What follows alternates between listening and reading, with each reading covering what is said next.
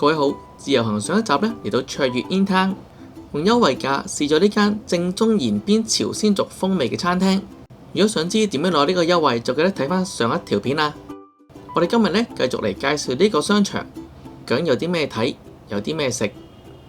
咁當中呢會繼續試下唔同嘅餐廳佢哋嘅美食。之後呢會住一間近商場唔使3分鐘路程就可以去到嘅酒店，當中呢有唔少激氣位嘅。睇之前可以先訂閱我嘅頻道，如果能夠讚好同埋分享俾你哋有需要嘅朋友就更加好啦。好啦，我哋立即去片。卓越 InTown 呢就有唔少嘅鋪頭嘅，今日呢就每一層同大家去睇下。4樓呢兩間火鍋店呢就非常之多人幫襯嘅，到咗夜晚8、9點呢，呢兩間店都大排長龍。而喺另外一邊呢都有間妹 KTV， 可以食完嘢呢去唱下 K。呢度商場嘅餐廳呢，大部分都係中價嘅餐廳，所以食店嘅質素呢都有保證，同埋食物嘅質素同埋餐廳嘅環境呢都唔會太差。有啲餐廳呢仲幾受歡迎，夜晚8、9點呢都仲係大排長龍。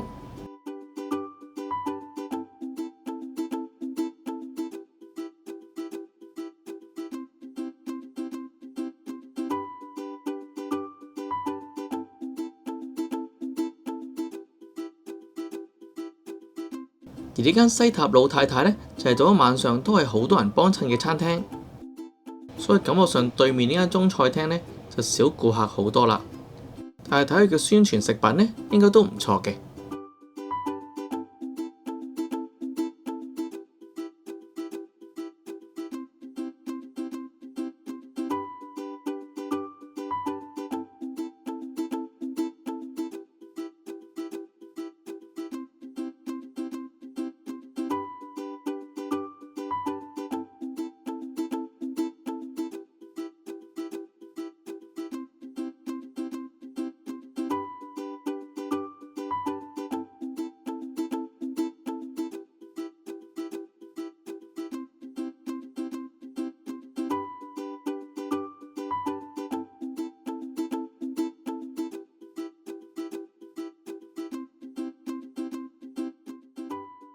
地牢呢就比較多食肆，好多呢都係中小型嘅餐廳。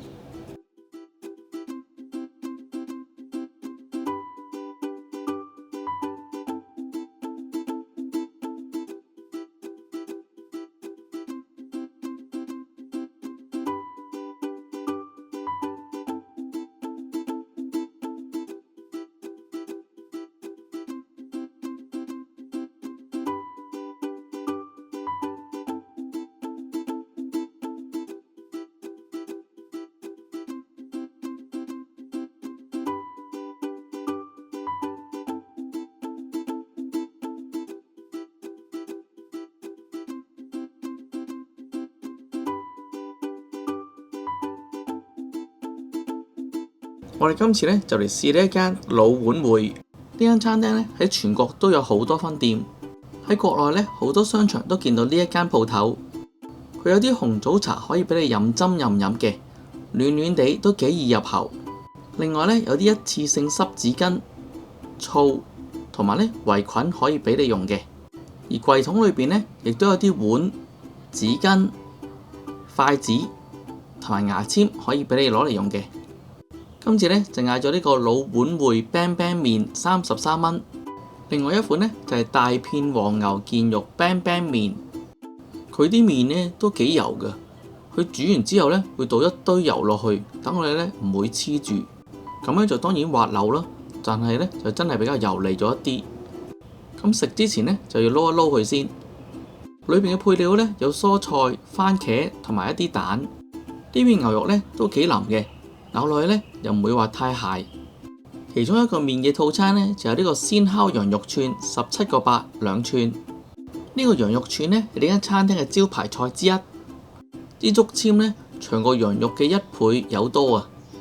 佢呢度嘅羊肉呢就唔會落得太多孜然粉，蓋過咗羊嘅味道，所以食落去呢都幾好味，食到少少呢羊嘅騷味。而另外一款呢就係蒸嘅羊肉燒賣16蚊。平時啲燒賣皮呢係黃色嘅，佢呢度呢就係白色。不過呢，佢都幾厚身嘅，完全睇唔到呢裏邊啲餡料。咁打開咗之後呢，裏邊有少少羊肉，同埋呢都有好多菜喺裏邊嘅。呢度呢，興食之前呢，就加少少醋落去嘅，因為都有幾多菜啦，所以呢就冇乜羊騷味，同埋咁樣食法呢，就有啲似食小籠包。之後呢，就試下隔離呢一間黑冥冰室試下。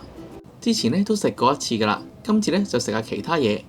嗌咗呢一個厚切豬扒飯36蚊，另外呢一碟係雞扒炒公仔麵36蚊，經典乾炒牛河29蚊。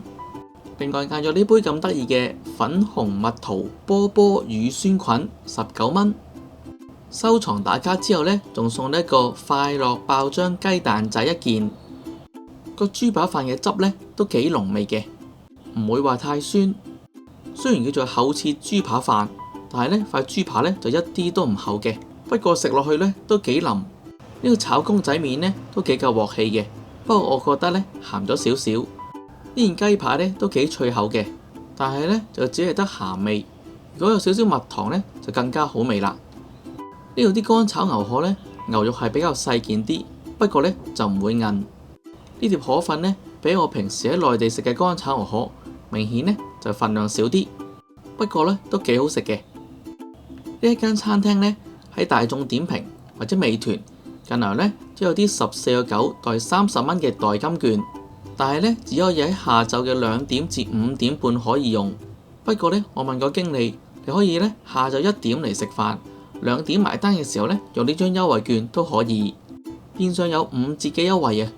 你哋又會唔會嚟呢一間餐廳試下呢？之後呢，就介紹埋喺商場附近嘅呢一間深灣酒店。一入到嚟呢，已經俾呢一盞咁靚嘅吊燈吸引住啦。今次呢，用去哪兒 book 380蚊一晚嘅大床房。酒店呢，只得1部升降機，不過最高呢，只係3樓，所以呢，就唔使等好耐。呢間酒店呢，就寫住2023年開業嘅，但係啲設施呢，就好殘舊，睇到落去呢，你哋就明㗎啦。一入到嚟洗手間呢，右手邊就有一塊好大嘅方形鏡，有2個刷牙用嘅杯，而牙膏牙刷呢都係齊備嘅，而毛巾呢亦都充足。下邊最特別呢，就有一個電子式嘅馬桶，不過呢個馬桶呢係冇遙控器嘅，其他特別嘅功能呢就用唔到。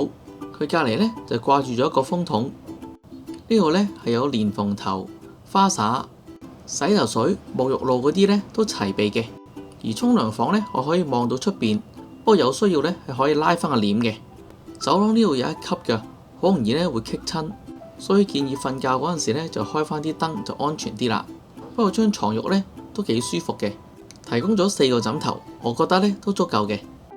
兩邊床呢都有提供咗插頭係攞嚟叉電嘅。窗簾後邊呢遮一埲牆，呢個窗簾呢只係攞嚟裝飾用嘅啫。佢嘅晾衫架嘅款式呢都幾特別嘅。下邊呢就有張凳，而凳下邊呢就有2對即棄嘅拖鞋，而隔離呢就有個垃圾都冇打掃乾淨。呢個嘅電視機呢可以收睇到國內直播嘅節目嘅，冇茶包提供，只有2支免費水同埋一個熱水煲，有張細細地嘅圓台可以放下外賣。